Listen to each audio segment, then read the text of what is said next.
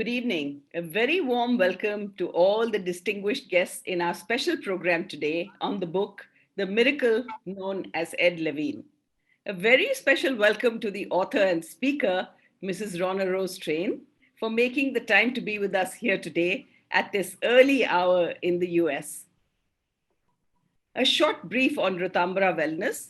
We are a collective of like-minded individuals who are driven by the passion of spreading the knowledge of holistic well-being.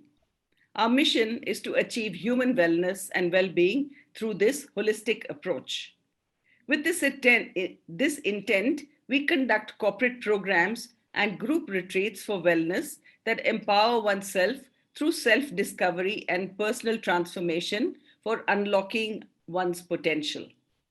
If you resonate with what we are doing and would like to be part of our community, then please post your details on the chat, your email or your cell number.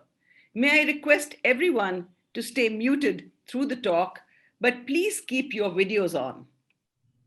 Today's session will be for 60 minutes. We'll start with a talk by Mrs. Ronarose on the wonderful story that she has written and published, The Miracle Known as Ed Levine. This will be followed by a dialogue on the book by Mrs. Train and myself. Finally, we can have all of you ask Mrs. Train any questions that you would like answered. Please feel free to post your questions using the chat function, or you may unmute yourselves and ask the questions yourself. So to start off the program today, may I request the Honorary Council of Estonia and Managing Director of Rtambhara Wellness, Mr. Praveen Kumar Goenka, to please welcome Mrs. Ronarose Train. Dear distinguished guests, and especially all friends and family of Mrs. Ronarose, Namaste. I'm honored to introduce our speaker, Mrs. Ronarose Train from Houston, Texas. It was in the late 1980s when a man from Texas called me about business. That was more than 30 years ago, and the beginning of my friendship with the Train family. Though that distinguished gentleman, Mr. Herbert Train, is now departed, I enjoy a close relationship with his son, L.A. Dear L.A., request you to acknowledge your presence to our friends here and distinguished guests. L.A.?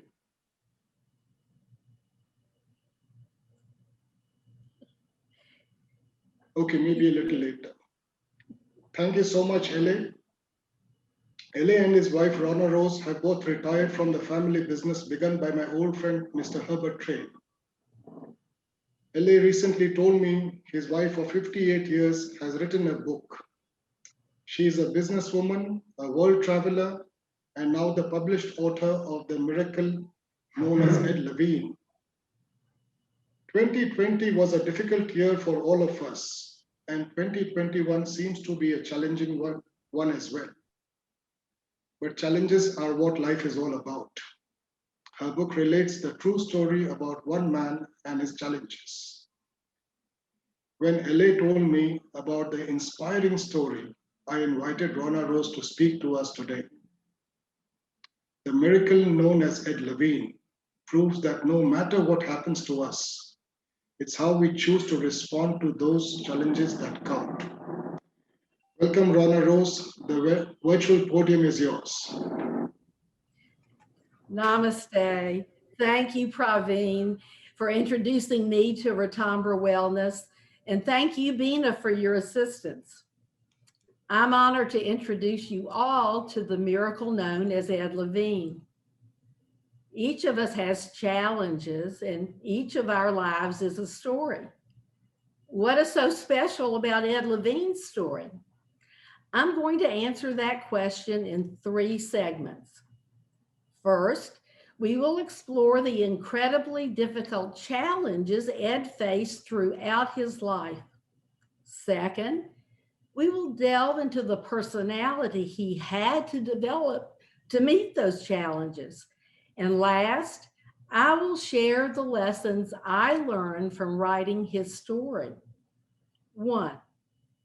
Throughout his life, Ed faced unimaginable challenges and developed skills to conquer them. At the age of 62, Ed Levine faced the greatest challenge of all, stage 4 lung cancer. He was told he should get his affairs in order because he had only a few weeks to live. Well, Ed and his wife Linda reacted to that news as anyone would. They were devastated and they were frightened. But cancer didn't have a chance when it met Ed Levine.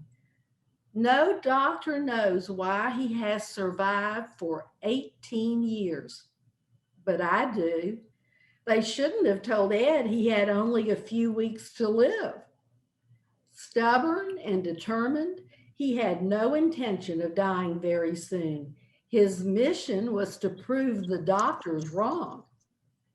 Why do I say that Ed Levine is a miracle?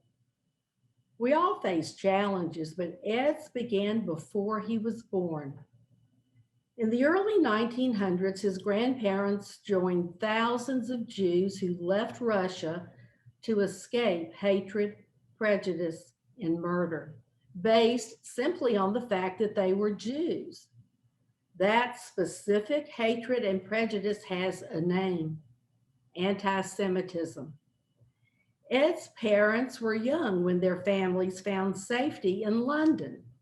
They met in their 20s, married, and settled in the East End, the industrial and warehouse district of London.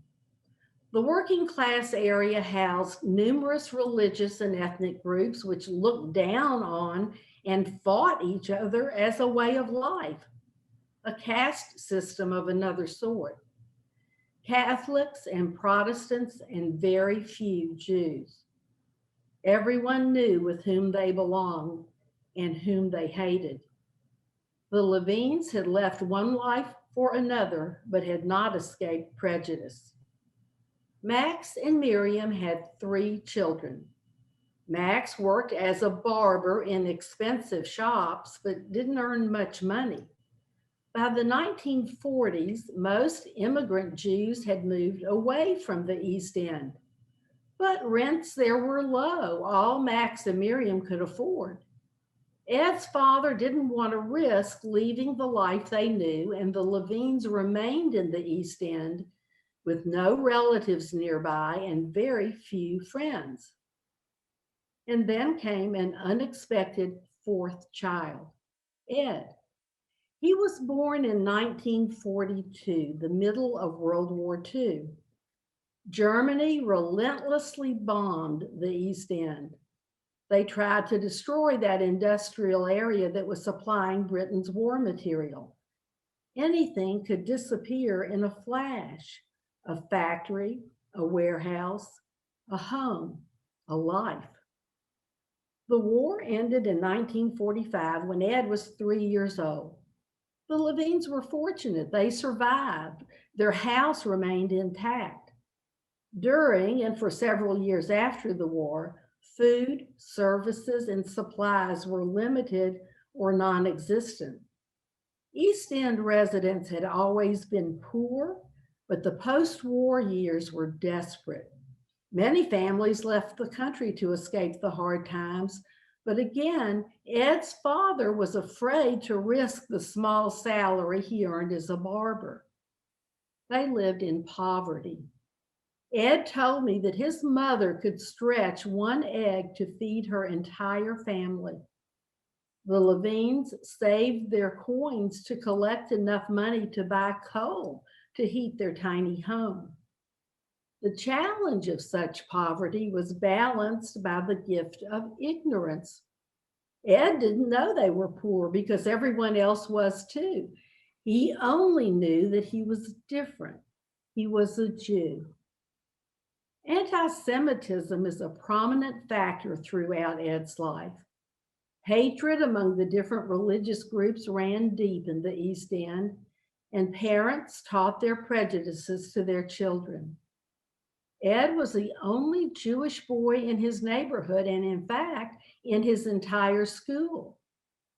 His challenge was to find a friend. He sometimes played outdoors with a few boys who were willing, but was never invited into their homes, never to their birthday parties, never acknowledged by their parents. Anti Semitism was the reality of young Ed's world and throughout his life.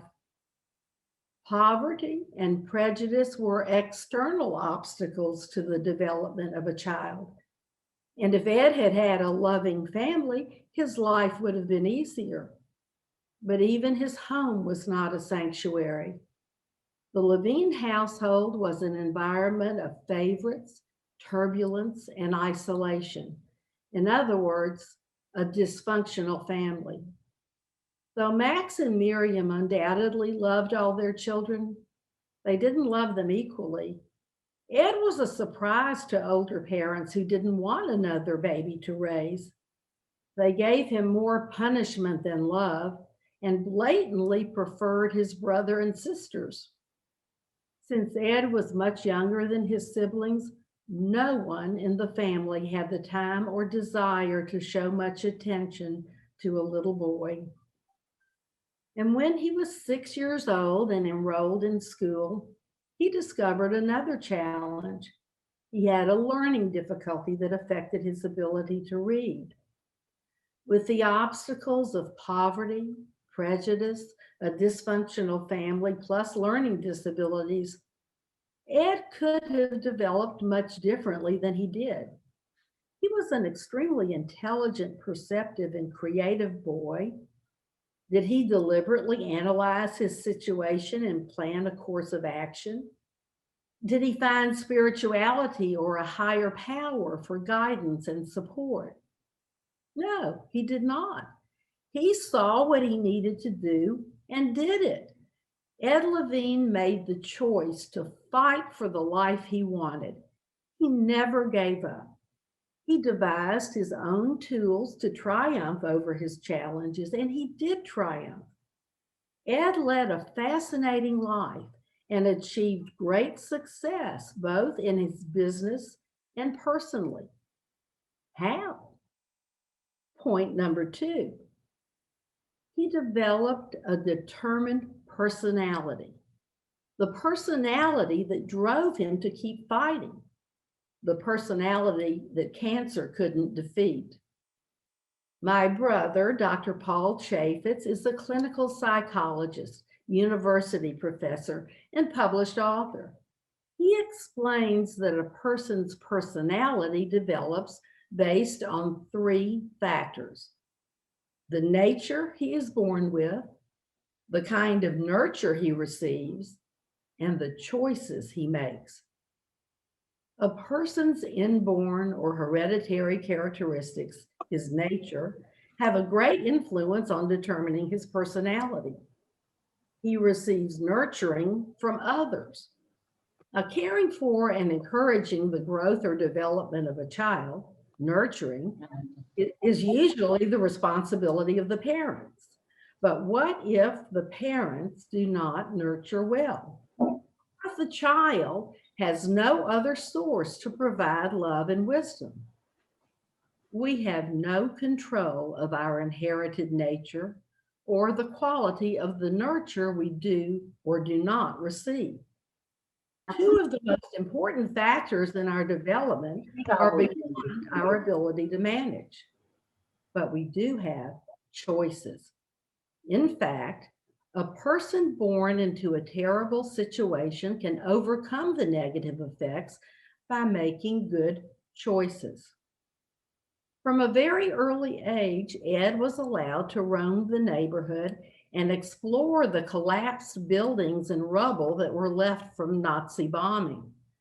Though he wanted to have friends and be part of the group, he was his own companion. He devised games to play alone.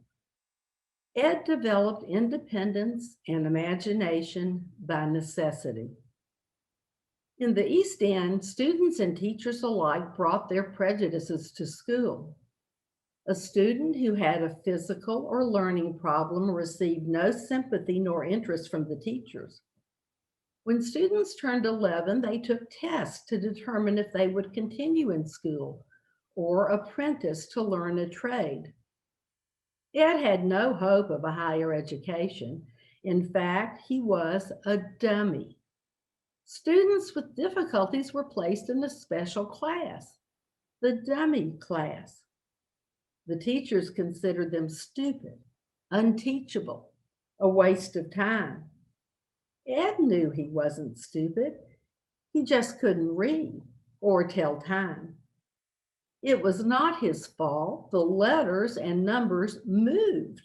They changed position as he watched them. Today, we call that condition dyslexia. In 1950s London, Ed was a dummy.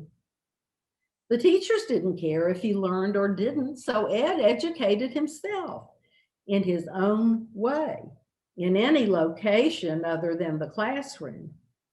He frequently slipped away during recess and bicycled to the nearby airbase to watch the planes take off and land. He learned to count them. Ed observed the vendors at the neighborhood markets negotiating price with their customers, and he began to understand how to get what he wanted. He was becoming a clever and mischievous boy and occasionally got into trouble. Trouble meant a beating on his backside from his father or a frightening threat from his mother. She told him she had purchased him from a mean old witch when he was a baby. She called that witch the Dirty Mummy. Until he was 7 years old, Ed believed Miriam had rescued him, and if he didn't behave, she would send him back to that dirty mummy. He had nightmares of living with an unspeakably awful witch. He was so frightened he would do anything to please his mother. That fiction remained with him as an incentive. Excuse me.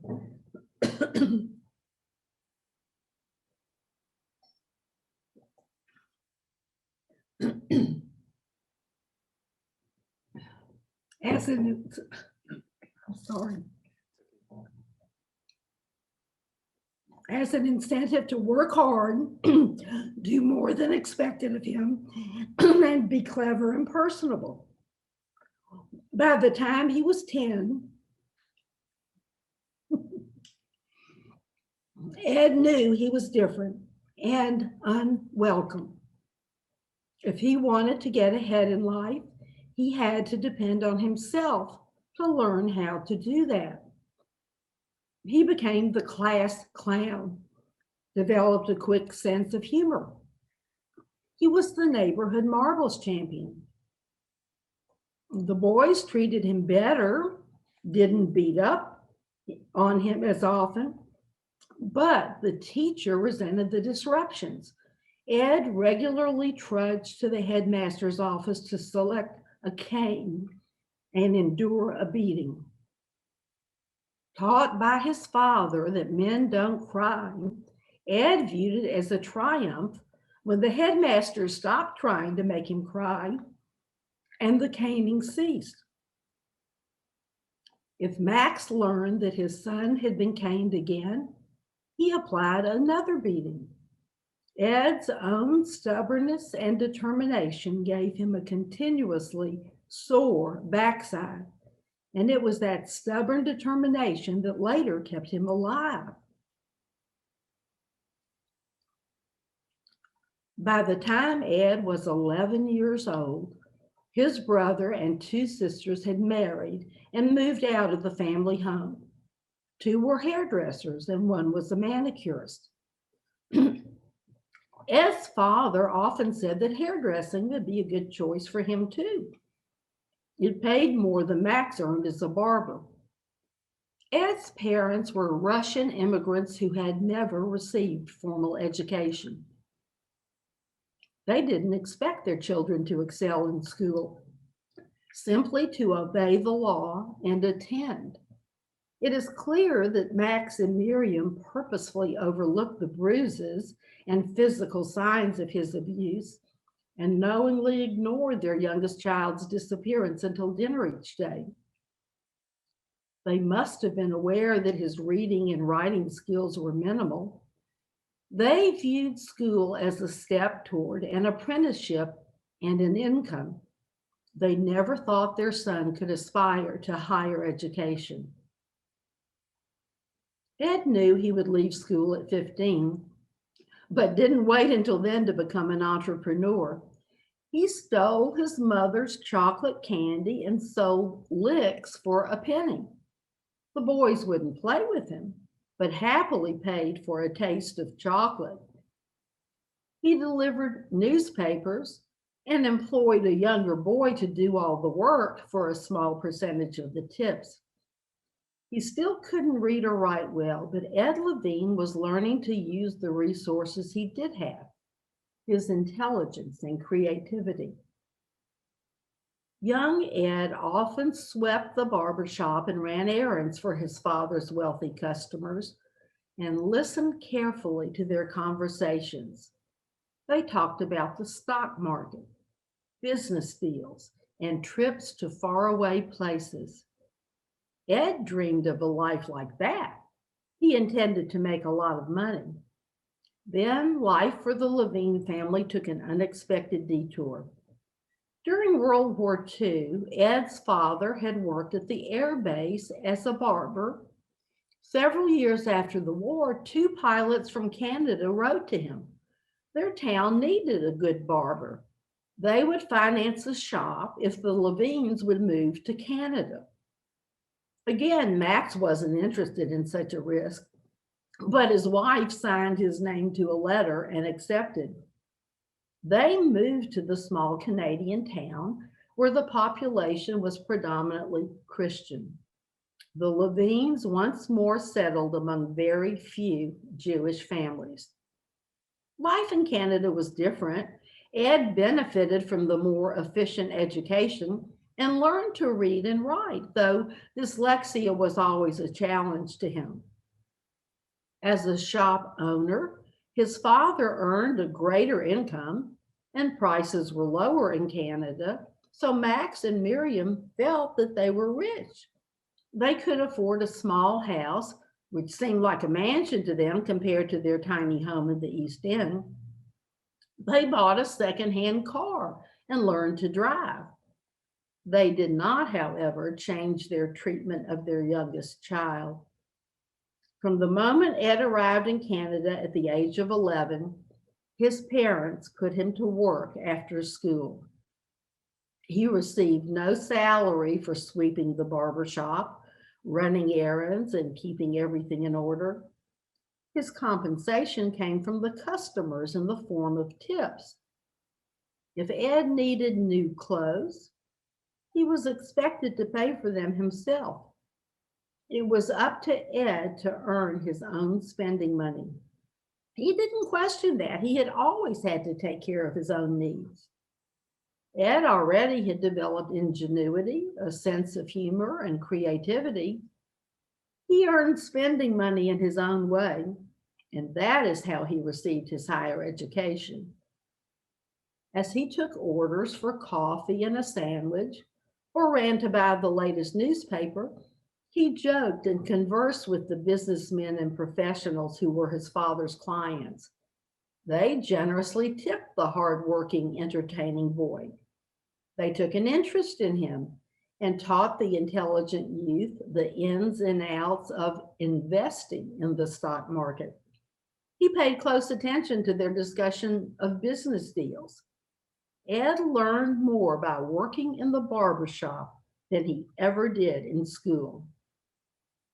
Though Ed's life in Canada was different from London's East End, one factor did not change: prejudice. Parents did not want their teenage daughters dating a Jew. And when a girl showed interest in Ed, the fathers threatened to leave Max's shop to get their haircuts elsewhere.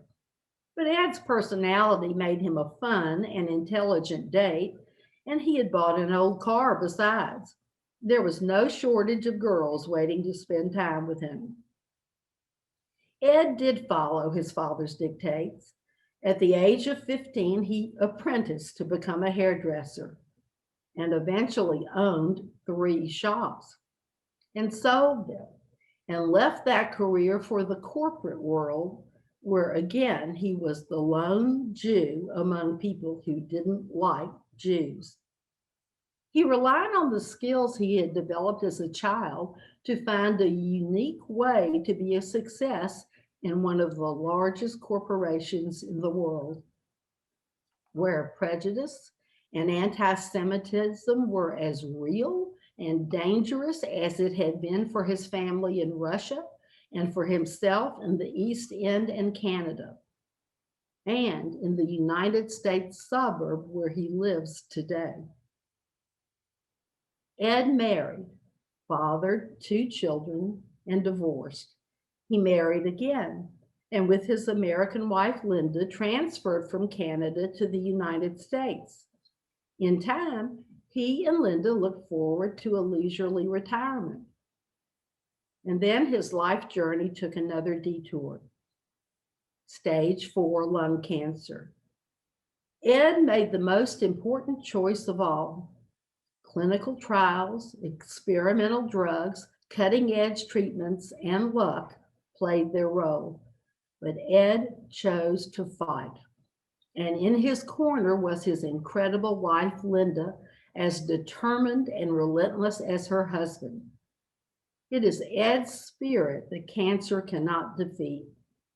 For 18 years and still counting, his stubbornness and determination have boosted his diagnosis from terminal to not yet. Point number 3. How has writing the miracle known as Ed Levine affected me? Everyone must meet challenges.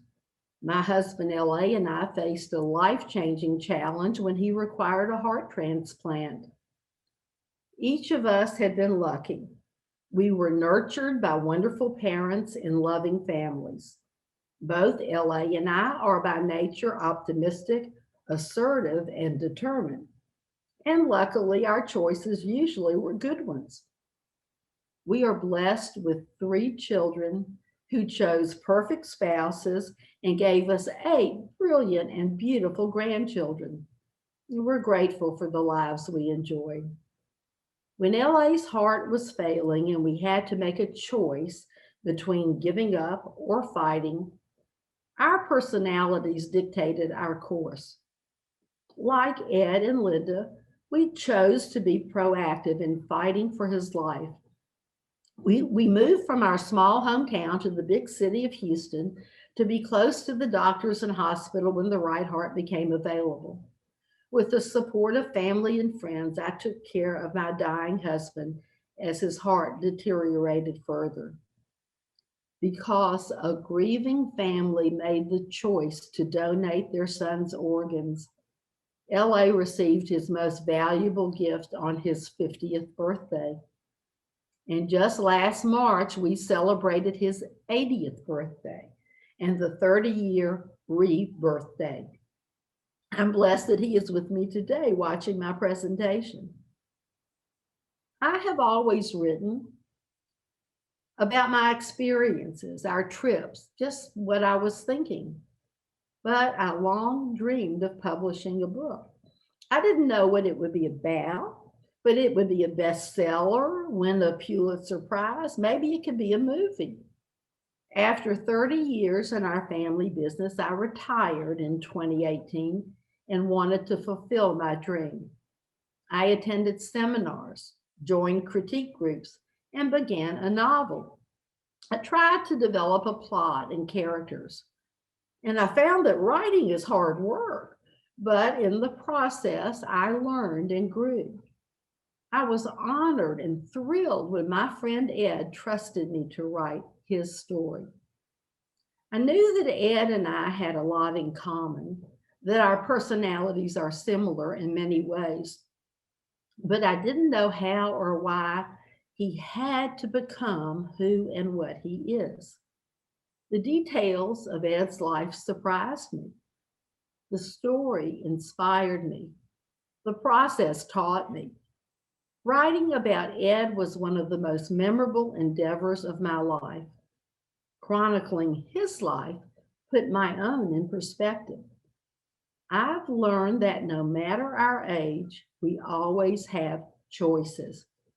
Our job is to keep learning and growing and giving. We craft our own story. Ed's message is an important one.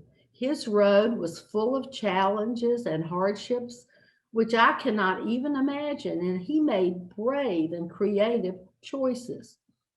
Because I believed that the universe needed to know about him, after 2 years of work, I chose to stop editing and changing and improving my book and get it published.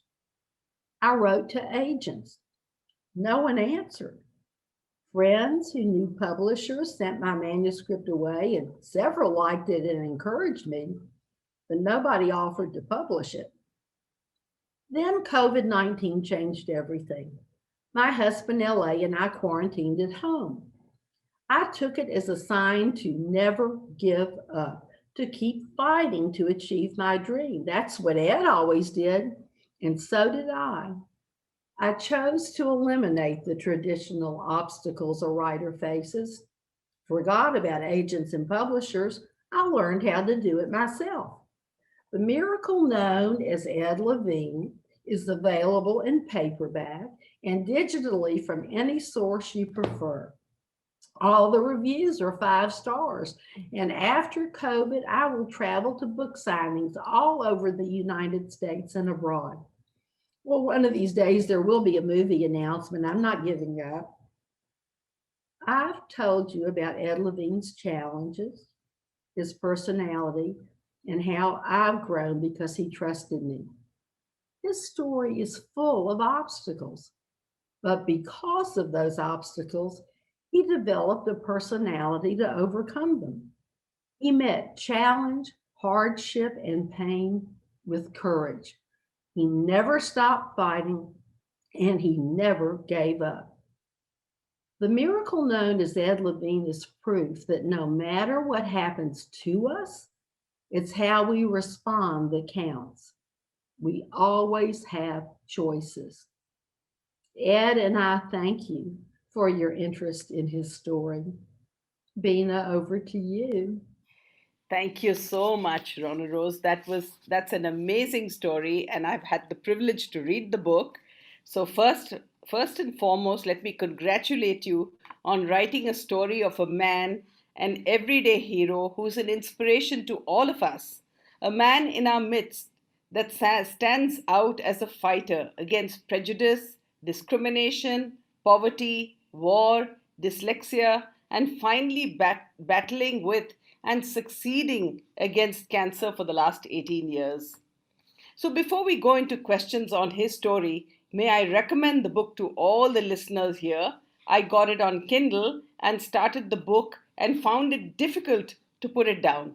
I think I finished it in 3 days. It's beautifully written, very crisp, very clear, simply written for easy understanding, yet every word is skillfully used to capture the scenes, the situations, and haul one through a range of emotions that Ed and his family go through. You are left with the feeling, what a courageous man. Every situation, however impossible, is treated as a stepping stone for future success or learning. If we can learn this simple lesson from Ed, we would have achieved a lot. Thank you so much, Ronarose, for actually writing and publishing the story at the age of 77. So let's start with you. A few questions for you, Ronarose. You started to write at 52, and finally, at 77, you're a published author. And it's always been your dream to write. Why did you start so late? And when did you discover you had this passion for writing? Bina, I've always loved to write, and I would write. I mean, I love to make bread, so I write about that. Uh, just little things, the 1 or 2 pages. But I was busy. I've worked in our family business for 30 years, and of course, raised a family before that. So I was busy. But when I was looking to retire, my children gave me the gift of a membership in the Houston Writers Guild. And I went to a critique group and I read them a few pages of the novel I had started. And one man said, I would have put that down after 2 paragraphs. And like how terrible that was. And to my credit, I did not cry. I said, teach me. And I joined other critique groups and I learned. So after I felt confident and Ed trusted me with his story, I felt that I had something that the universe needed to hear and was finally good enough to at least venture into publishing it. And I did it. And here we are today. That's amazing. So, when I read the book, there was a lot of history that you had captured, and especially the period after 1942 when the Allied armies worked together in England to keep Hitler and his air force at bay. Did you get this history from the family, or did you have to research all these details? Well, I did a lot of research, and because of modern technology, I found what I needed on the internet. And of course, I asked Ed questions, but he was 3 years old when the war ended, so he has not much memory. I really relied on the internet and my own imagination. Right, right. Okay. All right. So there was a lot of work that had to be done for creating the backdrop of this, right? Yeah. Oh, yes. It's And amazing. I Yeah. enjoyed it. Yeah. Okay. Ed had great social and business skills and many colleagues that stood by him throughout his life, even during his illness. All this shows a great strength of character. Do you think he had these great supporters because he was the kind of person that stayed true to himself, never projecting a false image of himself for the benefit of others? Many of us do that. We project ourselves as the way we want others to recognize us and not really who we are. Since you know Ed, what do you think? Was he true to himself? Is that why he had real and meaningful relationships? Ed is true to himself. He would never countenance anyone who wasn't. Don't forget the anti-Semitism he faced in every company he worked for, in every aspect of his life. So he had few friends, but the friends that he has are loyal and supportive. And he developed this lovable personality, great sense of humor, and you can imagine how intelligent he must be to overcome all of his obstacles and challenges. So Ed is true to himself. Now, one thing that I didn't mention in my presentation is that he and Linda became very involved in speaking to groups of any type to gain support for cancer research. They were called to the White House by the second President Bush. A resolution was introduced in the Senate lauding them for their work in raising awareness and funds for cancer research. Ed used his skills that he developed as a young child throughout his life and did so much good after he was diagnosed with cancer, and he mentored other cancer patients, uh, all of whom now he tells me have passed away. So he's too ill now to continue that, but he really is true to himself and uses his skills to help others. Yeah. So, question was, why do you think he did that in spite of his suffering? Was it a personal need to stay alive, or was it something he wanted to leave behind, a legacy of helping others who were suffering, or was he just a compassionate person? I don't, I can't say that he had legacy in mind. Hmm. And he's a compassionate person, but he's a fighter, and he fought every challenge, every obstacle that was presented to him.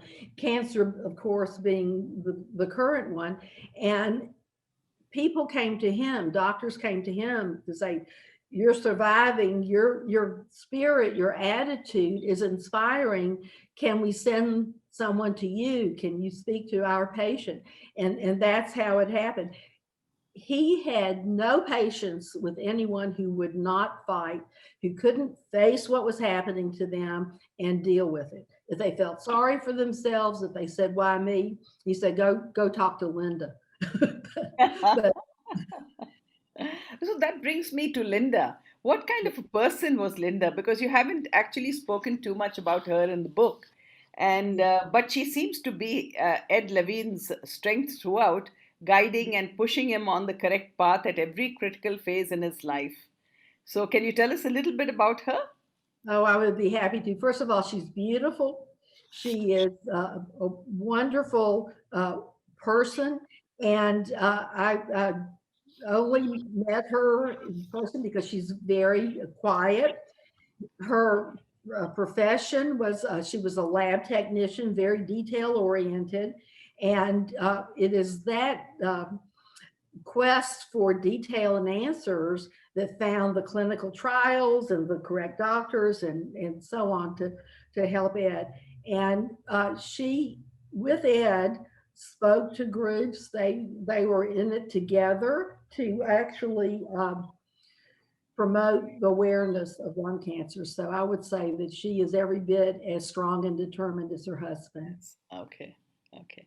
And finally, what is the subject of your next book now that you've discovered your passion again and you're published? Well, my next book is in progress. Another friend read The Miracle Known as Ed Levine and wanted me to write his story, which we had been encouraging him to write, but he and his wife asked me to write it. Our friend and his wife both were convicted of money laundering and several other charges and served time in prison, in federal prison. They protest their innocence to this day. They serve their time. They fought it, and it's a very interesting and scary story of what can happen to people who meet the wrong people. So that's my next book. We are looking forward to your next book, Ronarose, for sure. And I'll be one of the first to pick it up. Thank That's you, for Dean. sure. But meanwhile, I would really like to meet your courageous family. So, is it possible for you to introduce your family to us? I think some of them are here. Your son, Yes, and our yeah. son Rich, our son Richard is here, and our daughter Terry. I have not, and of course, my husband La now has found the internet, Praveen, and is on.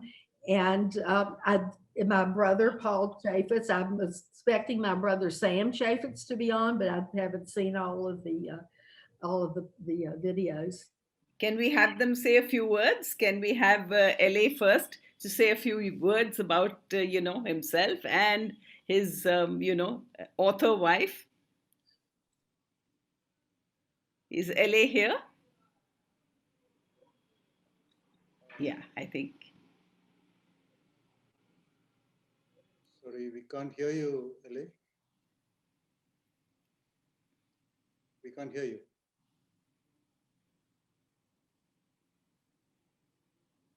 Not.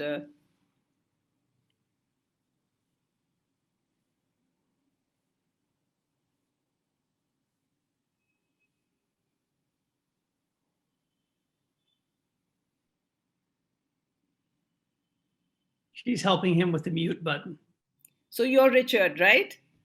I am. Nice to meet everybody. Yeah, lovely to meet you. And we just want to meet this courageous family that went through this heart transplant and all of that. So it's great. So tell us a little bit Can you about. hear me now? Yes, we can. Oh, there you are. Okay, sorry. Uh, it's been a interesting journey to watch Rana write this book. The entire family has given her so much support, and we're very proud of her for everything that she has accomplished. But she's been that way in everything, Bima, that she has done in her life, and all the organizations she has been in charge of, and grown to leadership positions, to taken a very active role in our company for 30 years. as I always stated, she should have been president instead of me. Well, I've had a short interaction with her while we were talking about how to present this, and her attention to detail, she was meticulous to the last full stop, you know. So I do know how, you know, particular she is. So, yes, you're absolutely right. Yeah. And Richard, can we have you say a few words about mom? Absolutely. Well, first of all, thank you very much for doing this. I mean, it's wonderful for everybody to see the Ronarose train that we all know. I feel very lucky to have such dynamic parents, both with their skill, their fantastic skills and abilities, and hopefully we have all been able to learn a little bit from that. I don't believe that either of my siblings are on. My wife Laura is on, I know, but I have to say that it's always been been fun to watch my mother go through journeys on her projects. She's a person who always likes to be busy and have a project and really sink her teeth into, and she goes for everything with such gusto and excitement. And so this has been one of those types of journeys that it's been fun to watch and actually fun to help with her editing and looking at how she's doing things, and to give her some feedback, although she has a pretty good handle on it herself. So it's been a lot of fun. And as far as watching the way she handles things, that's never been a surprise. Just with my father's heart transplant, the way that she would kind of take charge and help with managing the doctors and the whole process for that with my father. So this has been no surprise to us. That's great. We're actually looking forward to her next book. So, are there any audience questions? We can have Ronarose reply, or if you want to just talk to her, please feel free to do that. If there are any questions on the chat, I can check that. Yes, Beena ji. Yes.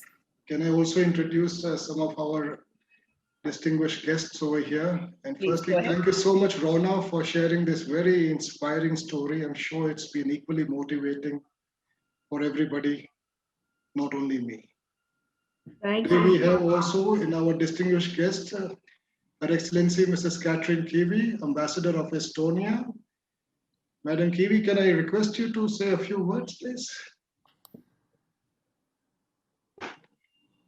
Thank you. Can you hear me? Yes, we can. Yes. Thank you, dear Praveen. Praveen is the Honorary Consul of Estonia in India, my very good friend.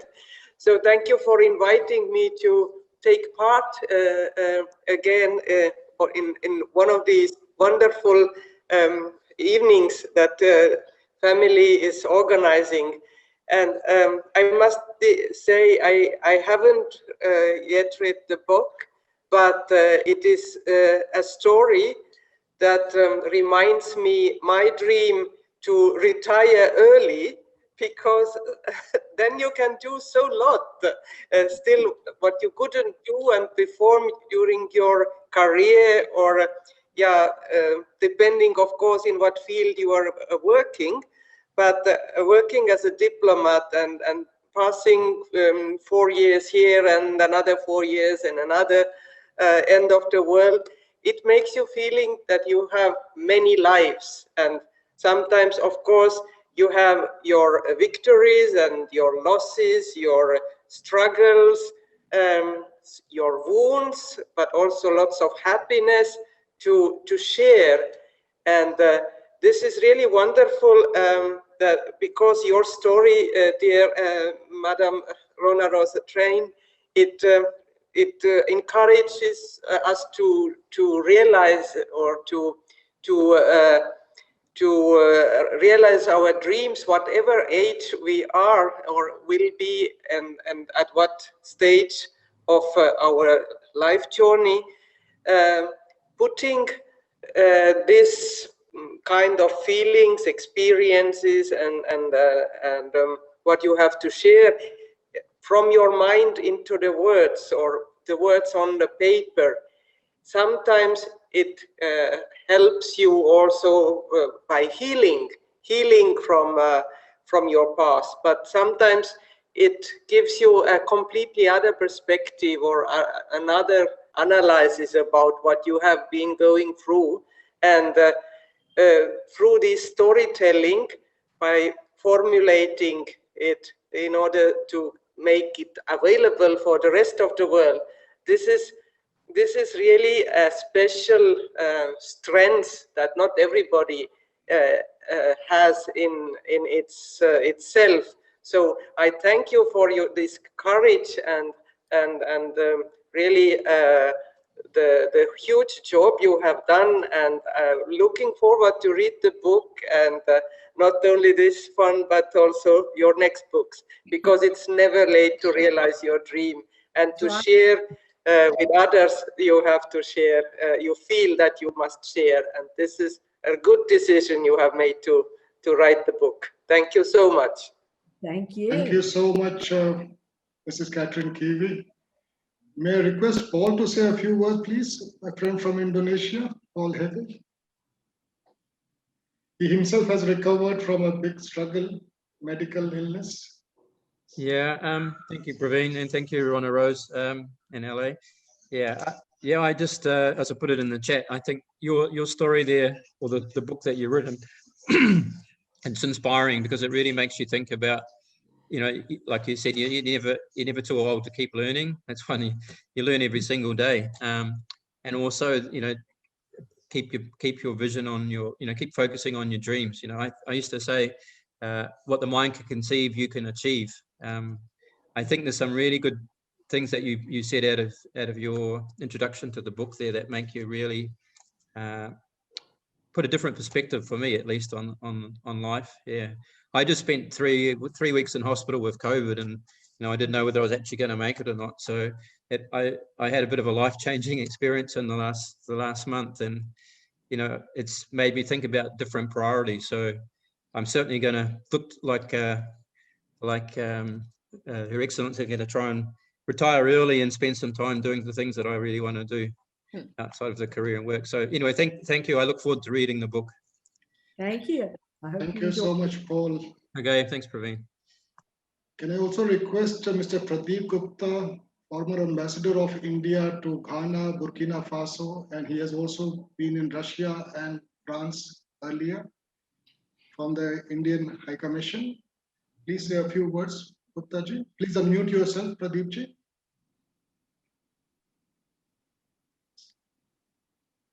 Actually, I was told by Mr. Praveen, thank you for including me in this webinar.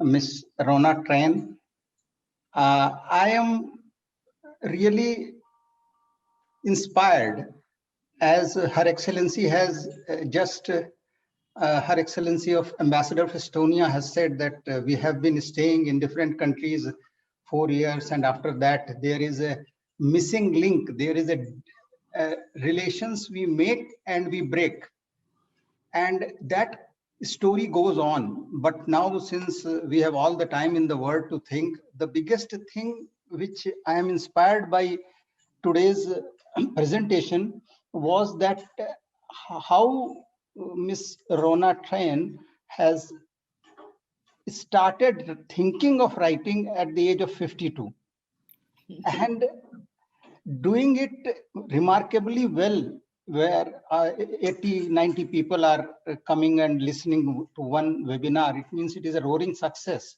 And doing it at 77, it is a remarkable thing. Means what I feel, that with the passage of time, I find people not, I don't say that in yesteryears people were not doing it at that advanced stage, but nowadays it is becoming very, you can say, inspiring or very motivating to do that, and people are doing. But hats off to Ms. Rona Tran and her family for bringing out such a beautiful novel, which I have been given a description today. I have not read it, but I think Mr. Praveen will make me read that.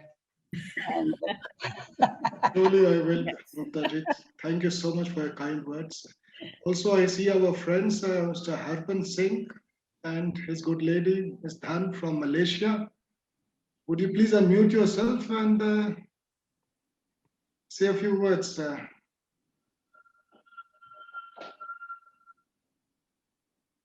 Praveen, firstly, I must thank you for sort of inviting me for this session.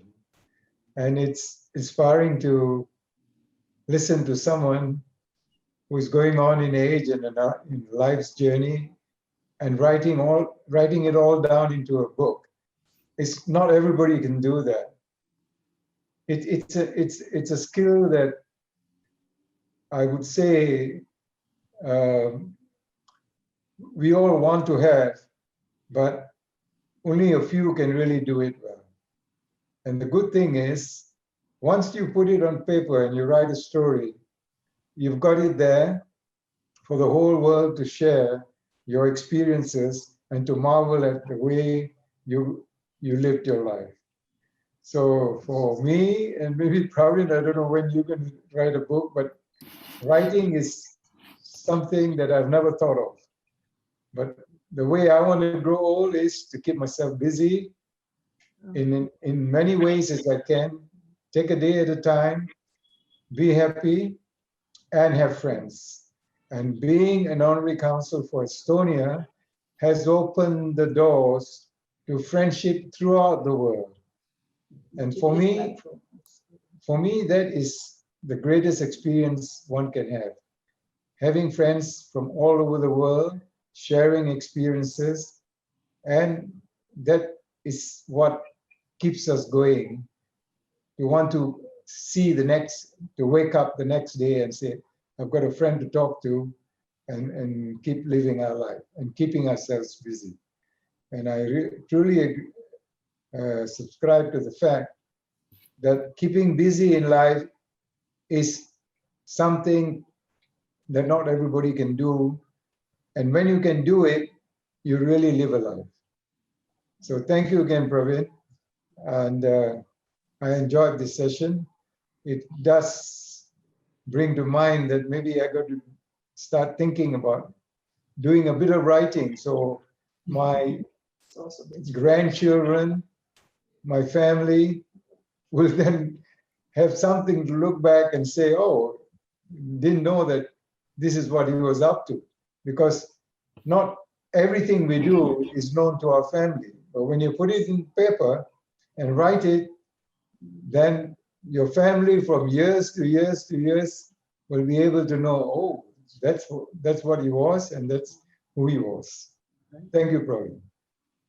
Thank you so much, Harpans, for your kind feedback. There are a few comments here, so and some compliments. So maybe I'll read them out to you, Ronarose. Naina says, "Thank you, really inspiring story, and it really rings the bell with me, having experienced prejudice firsthand, and we still have a long way to eradicate it totally. Well done." And Sherry Swartz says, "Awesome book, Ronarose. Thank you for writing this book and sharing the story of Ed Levine. Such an inspiration for all of us." So there's one last question here. Also, a couple more, compliments on the book. But there's a question here from, I think, your brother, Paul. He says, "What would Ed advise someone who is experiencing discrimination from others?" I know Ed would advise them to do what he did, and that is to do his job, to lead a blameless life, be an example, and understand that the problem is in the person, not in himself. And if possible, try to establish a friendship to change the person's mind, but typically prejudice and anti-Semitism are not changeable. So he would lead the best life he could as he has. Okay. Bina, may I mention one more point that we didn't talk about? There is an Ed The story is true. The experiences are true. The events are true. His name is not Levine. The industry is not the tire industry. Because he worked for some of the hugest corporations in the world, I was concerned about liability and therefore changed the names and the industries. But otherwise, it is a true story. And Ed today is in the hospital undergoing tests and observation because it's been a long 18 years and there's more time for him, we know, but it's not easy. So, Right. We also have the honor of having Mr. Harshvardhan Umre, who is a huge votary for a greener planet, for a greener environment. Harshi, can I please request you to honor us with a few words, please? He's an IRS, Indian Revenue Services from the Government of India. Namaskara. Hello. Thank you, Praveenji, for calling me out. I was just listening to the whole talk and really inspiring. I would like to congratulate Madam Ronarose Train for the wonderful experiences she shared in this novel. And of course, I have not read it, but I look forward to reading it sometime. And it's been really nice to hear all this wonderful webinars organized by Rtambhara. And this is one of the best where I could really listen to the book reading by Madam Ronarose. Congratulations. And thank you, Praveenji, for calling me out. Thank you. It's an honor. It's really an Always honor. a pleasure to have you, and thank you for supporting us. Thank you. So much, Thank Harshi. you. Thank you so much. Thank you. Hello, Bhima. Yes. If I could take a moment, I'd like to also thank Rtambhara and you for giving Rana this opportunity, but especially to my good and longtime friend, Praveen, to all of my friends and family on this call. Praveen, as Rana stated, has been a longtime friend for over 30 years. He is the most genuine individual you could meet. He's honest. He's been a successful entrepreneur. He's extremely charitable in his own right and gives back to his community and to his country and to others. And it would be an honor to meet him and visit with him, and would like him to visit all of my family because I know that they would enjoy meeting and visiting with Praveen and his family. They are truly wonderful people. Thank you so much for your very kind words, Ellie. It has indeed been a very enriching journey knowing you in almost these 30 years, and this is still evolving. It's like a book. Every page has a new script, and this script is of learning for me. Thank you so much to you, to Rona, and to your entire family and friends who are here. See, this technology platform is such a wonderful thing. We are here, different nationalities, different countries, different people, all we are glued on to a common subject. And what a lovely, beautiful theme of this book. So this is also a way towards friendship, towards mutual admiration. And we can take this beyond this, and we will find out ways as to how to keep this connect alive and to make it more fragrant. Thank you so much, Ellen, again, and thank you, Rona. Thank you. I also acknowledge our daughter, who's on the screen now. She was on, I think, one of the different screens earlier, but her name is Terry Train. Terry, if you would wave and hello. Say something. I'm very proud of Mom. She did a great job. And thank you to all of you. It was very inspiring hearing your speeches as well. Thank you so much. Thank you. And thank you all for being here. I would like to invite our Director of Marketing to propose the vote of thanks. But meanwhile, I just must tell you, Ronarose, that there are plenty of messages for you. What we'll do, they're on the chat. I'm going to actually, have them printed out and send it to you so that you can have a look at all your friends and well-wishers that have wished you and complimented you on your book. So we also thank all our audience who are here today on Facebook also. Thank you very much for your presence. Yeah. So can we have our Director of Marketing, Mr. Rohan Nayak, to propose the vote of thanks, please? Yes. Yeah. Thank you so much, ma'am, for your wonderful insights. Indeed inspiring to hear the story of Ed Levine. As you say, no situation is too big for us. We always have choices. In the backdrop of the year that has gone by, this message could not have come at a better time. Thank you for spending your precious hour with us at Rtambhara. I would also like to thank all the dignitaries and the lovely audience who keep coming back to listen to us. Hope you have enjoyed today's talk. Please share back. Have a lovely weekend. Over to May you, I just Binaji. request also Program Director Shri Krishna Fani Keshi Raju to also say a few words, please. Krishna Fani ji. Yeah, he's here. Krishna Paniji? Hello. Hello. Yeah. You are able to hear me? Yes. Yes. Yeah. I would like to confess that I was late by about 10 minutes in joining the program, but I was listening to a strain and the narrative she was giving. It's sometimes, it's hard to imagine a life of Ed Levine. Compared to his life, ours seems to be more than easier than a cakewalk. We haven't had that opportunity. And more importantly, I think the opportunities the challenges you face and then convert them into opportunities and become an inspiration and a role model for the whole world to look up to you and be inspired. That's what is important, because left to ourselves, if we are not really challenged, I think the best in us would not come out.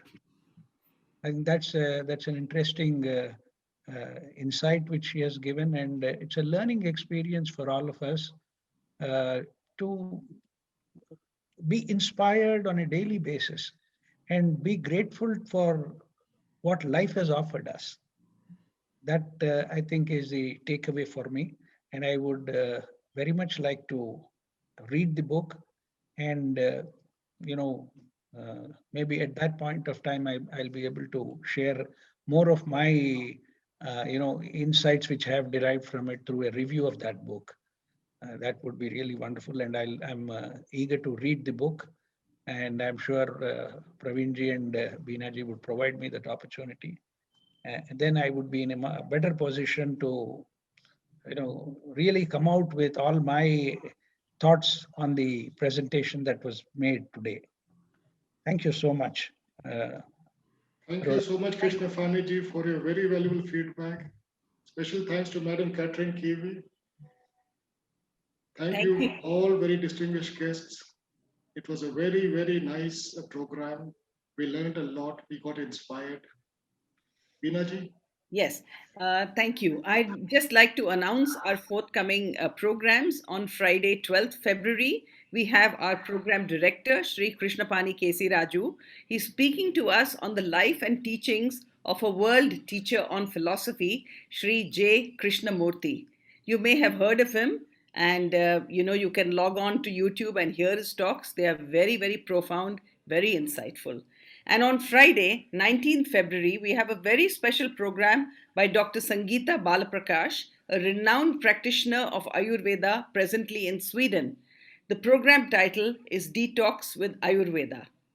All our program details are posted on our WhatsApp groups, and since you've logged into this program, they will come to you by email. Please block your dates for the upcoming webinars. At Rtambhara, we look forward to your presence every Friday, where we bring you interesting topics on holistic wellness and the arts, delivered by a host of distinguished, knowledgeable speakers. Thank you once again for your presence. Goodbye from all of us at Rtambhara. Namaste.